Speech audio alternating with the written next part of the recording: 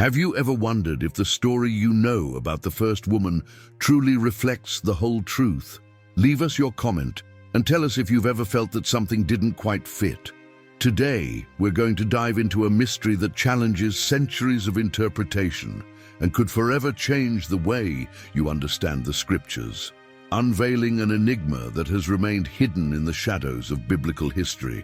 Because deep within the sacred narratives lies an enigmatic figure, a woman who, according to ancient writings and hidden traditions, would have challenged Eve's primacy and forever marked the spiritual destiny of humanity.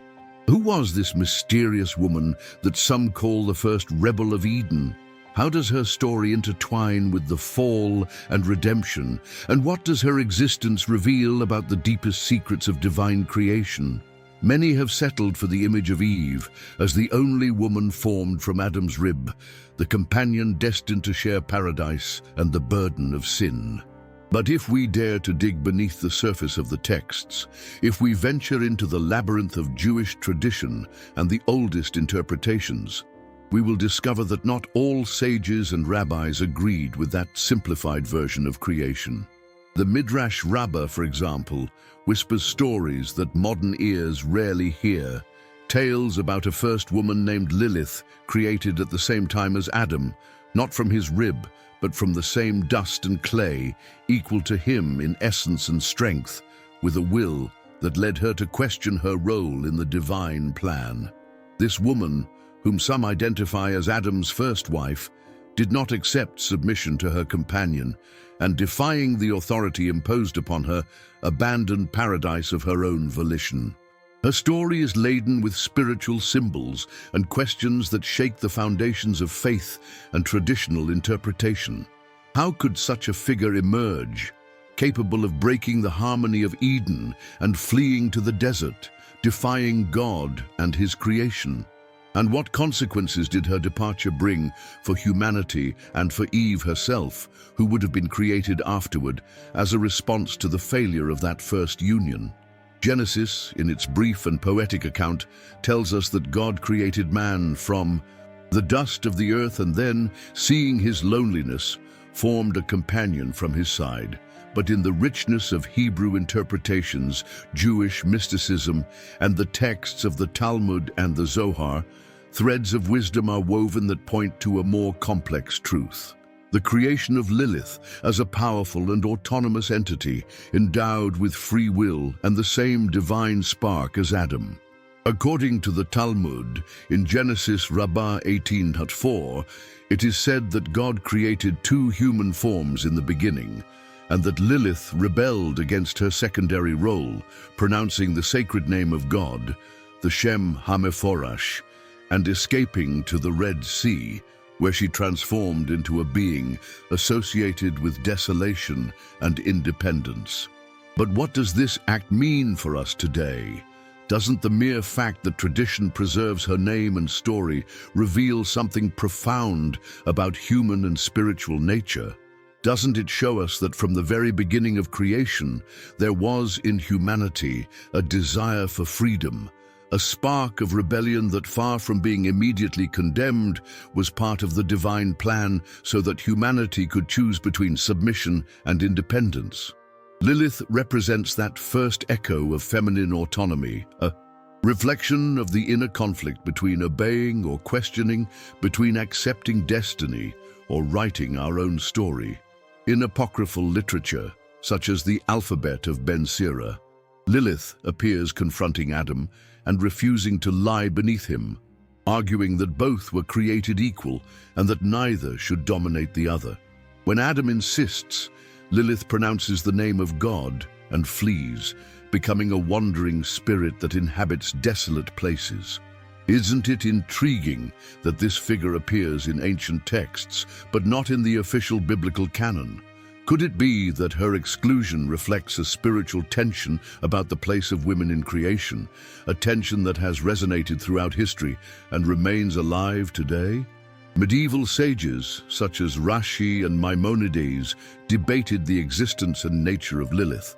Some considered her a moralizing myth, others a demon, but others saw her as a symbol of feminine freedom that challenged established structures. St. Augustine, for his part, never mentioned Lilith directly, but his writings on the fall of man and the role of women resonate with echoes of a humanity divided between sin and grace, between order and rebellion. And Eve, what place does she occupy in this story? Eve, the mother of all the living, was formed from Adam's rib, according to Genesis, so that she would not be independent of him.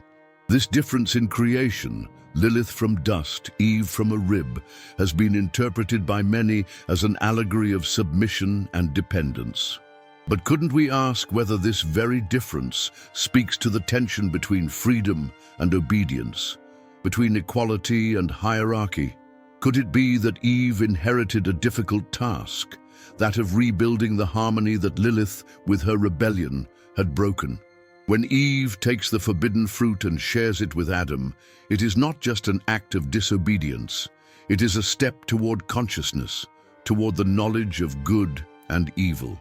It is an echo of the freedom that Lilith had already claimed, a reflection of that same spark that burned in the first woman. Isn't it fascinating to think that, although separated in the narrative, both figures, Lilith and Eve, represent the two faces of humanity: independence and union, solitude and companionship, risk and obedience?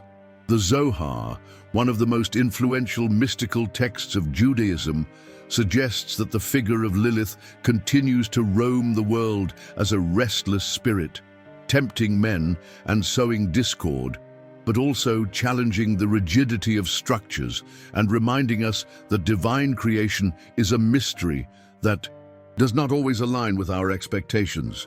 Could it be that Lilith, in her role as a spiritual shadow, remains an inseparable part of our story, a reminder of the freedom God granted us and the consequences that freedom entails? And if Lilith, the mysterious woman who challenged Eve, is not just a myth, but a warning, a mirror in which we see our own inner struggle reflected, what does her story teach us about faith, submission, and rebellion? What does it tell us about our place in the divine plan and the need to find balance between autonomy and communion with God?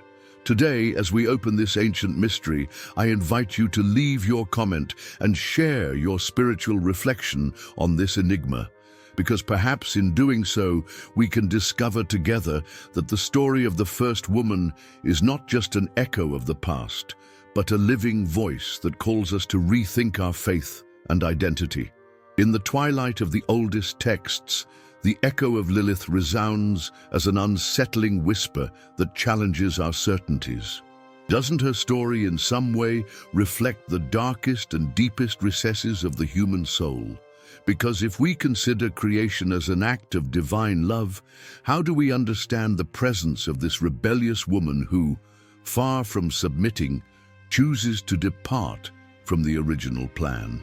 In the alphabet of Ben Sira, that ancient compendium of legends and teachings, Lilith is described confronting Adam in an act of defiance that tears apart the Edenic unity. "Why should I lie beneath you?" she asks. And her question echoes through the centuries as a roar of freedom. That question not only challenges Adam, but challenges us all. What is the true place of the human being in creation? Must we resign ourselves to an imposed role, or do we have the right, and perhaps the duty, to seek our own voice and our own destiny? Jewish mystics developed this figure in a context where the spiritual and physical worlds intertwine. The Zohar, the central work of Kabbalah, portrays Lilith as a figure of shadows, a temptress who feeds on the energies of the unwary, especially those who do not guard their souls. In Zohar 19b, it is said that Lilith wanders by night, disguising herself as a beautiful woman to seduce men and steal their vital strength. Isn't this a powerful metaphor for the temptations that lurk for each of us? Those forces that invite us to rebel against the divine order? Could it be that Lilith represents that untamed part of our being, that spark of fire that tempts us to seek knowledge, independence, and power beyond what is permitted? But the story doesn't end there. According to some Midrashim, after abandoning Eden, Lilith pronounced the secret name of God, the Shem HaMepharash, and with it sealed her fate.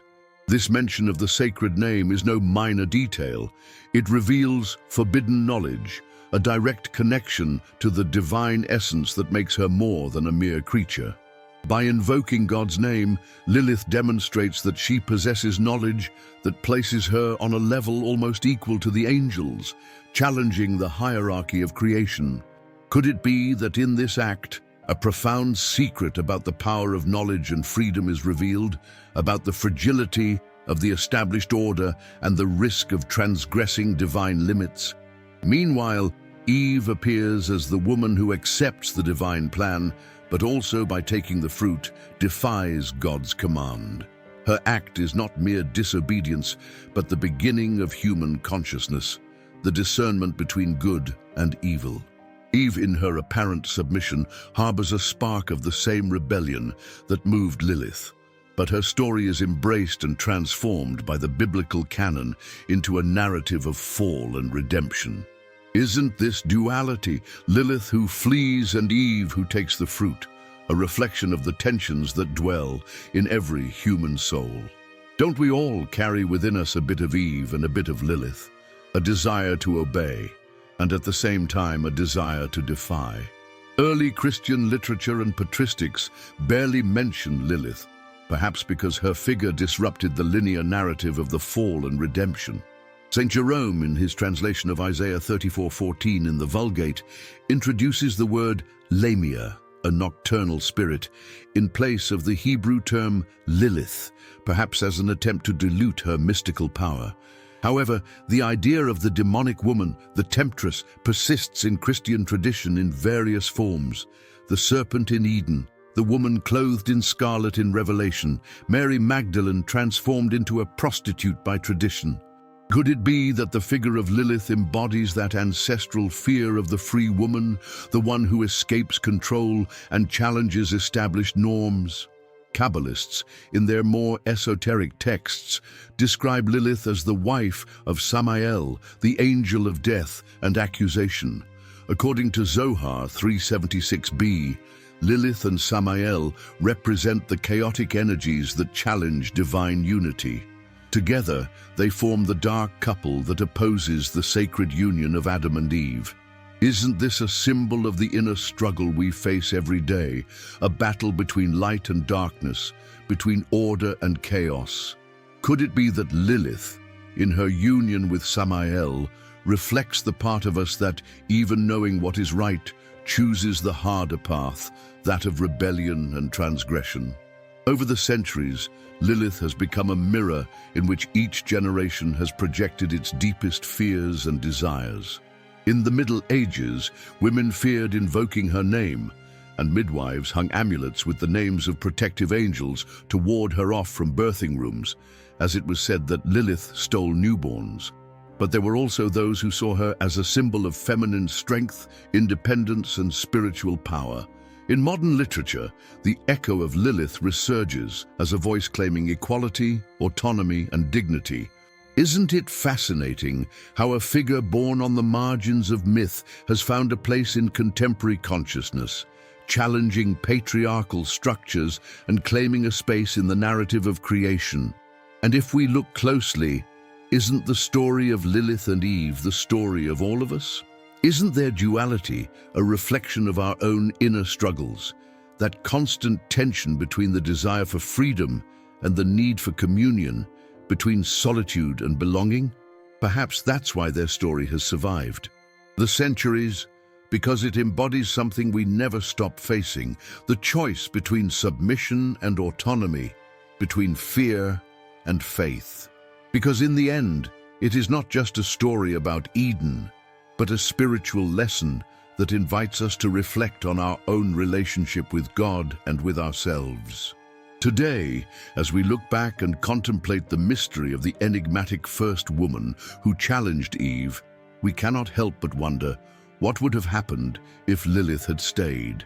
What would the story of humanity have been like if she had accepted her role, or if Adam had understood her value. And what does that tell us about our own relationships, our struggles to be accepted and understood? Could it be that, like Lilith and Eve, each of us carries within the possibility of accepting the divine plan, or fleeing into the night, seeking our own path? Leave us your comment and tell us, what do you think about this mystery? Do you believe Lilith was real, or just a myth created to warn us of the dangers of disobedience? And what does her story teach you about faith, freedom, and the divine plan for your life? Because today, as we open this enigma hidden in the scriptures, we may discover that the true lesson of Lilith is not her rebellion, but the invitation to examine our own hearts and reconcile our shadows with the light that guides us. So, dear viewer, as we contemplate the mystery of the first woman who challenged Eve, we remember that every story, every myth, and every spiritual revelation speaks to us of the deepest struggles and longings of the human soul. Lilith is not just a figure from antiquity, she is a living reflection of our search for identity, freedom, and meaning. May her story awaken in you the curiosity and courage to explore the secrets of your own faith. What do you think about this mystery? We want to know your reflection.